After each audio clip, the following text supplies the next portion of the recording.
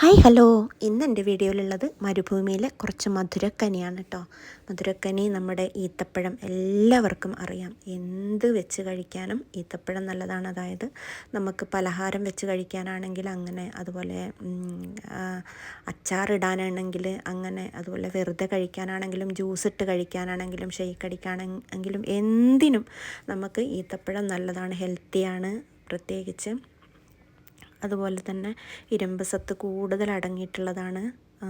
അതുപോലെ തന്നെ നമുക്ക് ഇത് കൂടുതലായിട്ട് ഞാൻ കഴിച്ചിട്ടുള്ളതെന്ന് വെച്ചാൽ ഈ നോമ്പ് കാലങ്ങളിൽ റംസാൻ്റെ ടൈമിൽ ഒരുപാട് പലഹാരം ഞാൻ ഇത് വെച്ച് കഴിച്ചിട്ടുണ്ട്. ഒരുപാട് സ്ഥലത്ത് നിന്ന് എൻ്റെ കൂട്ടുകാരൊക്കെ ഒരുപാട് കൊണ്ടുതരാറുണ്ട്. ഇത് നമുക്ക് പൊരിച്ച് തരും അവർ. പൊരിച്ച് തരും എന്ന് പറഞ്ഞാൽ നമ്മളിപ്പോൾ പഴമൊക്കെ പൊരിക്കണ പോലെ, അത് പഴമൊക്കെ വറുത്തുണ്ടാക്കൂലേ, പൊരിക്കൂലേ, അതുപോലെ തന്നെ പൊരിച്ച് തരും. നല്ല ടേസ്റ്റാണ് അത്, എണ്ണയിലാണെങ്കിലും നെയ്യിലാണെങ്കിലും. അതുപോലെ അച്ചാർ ഈന്തപ്പഴം കൊണ്ട് അച്ചാർ ഉണ്ടാക്കിയാലുള്ളൊരു അവസ്ഥ പറയേണ്ട ആവശ്യമില്ലല്ലോ, നമുക്കെല്ലാവർക്കും അറിയുന്ന കാര്യമല്ലേ. സത്യം പറഞ്ഞാൽ ഈന്തപ്പന കൊണ്ടുണ്ടാക്കിയ ഈത്തപ്പഴം കൊണ്ടുണ്ടാക്കിയ അച്ചാറുണ്ടല്ലോ, നമുക്ക് എത്ര കഴിച്ചാലും മതിയാവില്ല. വാങ്ങിക്കഴിഞ്ഞാൽ ആ ബോട്ടിൽ തീരണതറിയില്ല, അതുപോലെ ടേസ്റ്റാണ്. പിന്നെ ഈന്തപ്പഴത്തിനെ കുറിച്ചിട്ട് പിന്നെ പറയുകയാണെങ്കിൽ, നമുക്കിവിടെ ഞങ്ങളൊന്നും ഒരിക്കലും കടകളിൽ നിന്നോ ഒന്നും വാങ്ങാറില്ല. നാട്ടിൽ പോകുമ്പോൾ പ്രത്യേകിച്ച് എല്ലാവരും കൊണ്ടുപോകുന്നൊരു സാധനമാണ് ഈന്തപ്പഴം. പ്രത്യേകിച്ച് മറ്റുള്ളവരൊക്കെ ഞാൻ കടയിൽ നിന്ന് കൊണ്ടുവന്നാൽ കണ്ടിട്ടുള്ളത്.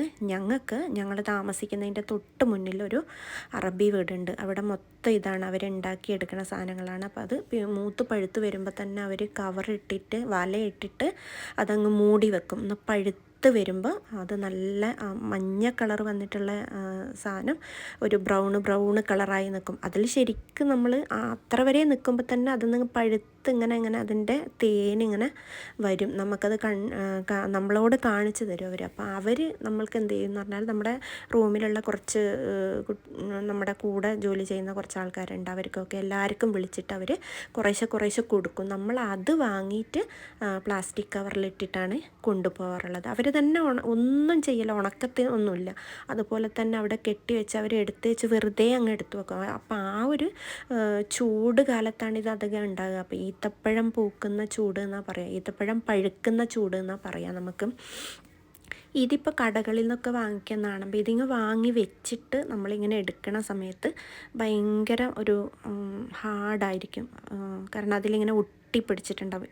ഞാൻ പറഞ്ഞ ആ ഒരു ഈത്തപ്പഴം ഇങ്ങനെ സോഫ്റ്റായിട്ട് നമുക്ക് കിട്ടും, അതിൻ്റെ കവറൊക്കെ ഒന്നും ഇളകാതെ. ഇതൊക്കെ ഇളകിയിട്ട് കണ്ടോ, ഇതൊക്കെ കടയിൽ നിന്ന് വാങ്ങിക്കുന്നതുകൊണ്ടാണ്. അതൊക്കെ വാങ്ങിയിട്ടാണ് ഞങ്ങളൊക്കെ അങ്ങനെയൊക്കെ കിട്ടുമ്പോഴൊക്കെയാണ് നമ്മളൊക്കെ എടുത്തിട്ട് നാട്ടിൽ കൊണ്ടുപോകുന്നത്. ഒരിക്കലും ഞാൻ ഇതുവരെ നാട്ടിൽ 11 വർഷമായി ബഹ്റൈനിൽ, ഇതുവരെയും ഞാൻ ഈന്തപ്പഴം കൊണ്ടുപോയത് എനിക്കിങ്ങനെ നമ്മളെ വീട്ടിൻ്റെ അടുത്തുള്ള റൂമിൻ്റെ അടുത്തുള്ളവർ തന്നിട്ട് അത് കൊണ്ടുപോയതാണ്. ഇതുപോലെ തന്നെ ഇതിപ്പോൾ നമ്മൾ സൗദിയിൽ നിന്ന് നമ്മുടെ ഒരു കൂട്ടുകാരി കൊണ്ടു തന്നതാണ് കേട്ടോ ഇത്. അതുപോലെ തന്നെ എൻ്റെ മോൻ പോകുന്ന ഓഫീസിലേക്ക് കുറച്ച് ആൾക്കാർ അവൻ്റെ ഫ്രണ്ട്സായിട്ടൊക്കെ വരാറുണ്ട്. അപ്പോൾ അവരും ഇതേപോലെ സൗദിയിൽ നിന്ന് വരുന്ന ആൾക്കാരാകുമ്പോൾ സൗദിയിൽ നിന്നുള്ള വിശേഷപ്പെട്ട സാധനങ്ങളൊക്കെ വാങ്ങിയിട്ട് ഫ്രണ്ട്സിനൊക്കെ ഗിഫ്റ്റ് കൊടുക്കാറുണ്ട്. അതുപോലെ എൻ്റെ മകനും ഒരുപാട് സ്വീറ്റ്സും അതുപോലെ ഈന്തപ്പഴവും അതുപോലെ അവിടെ നിന്നുള്ള ഗിഫ്റ്റൊക്കെ കൊണ്ടുവന്ന് കൊടുക്കാറുണ്ട്.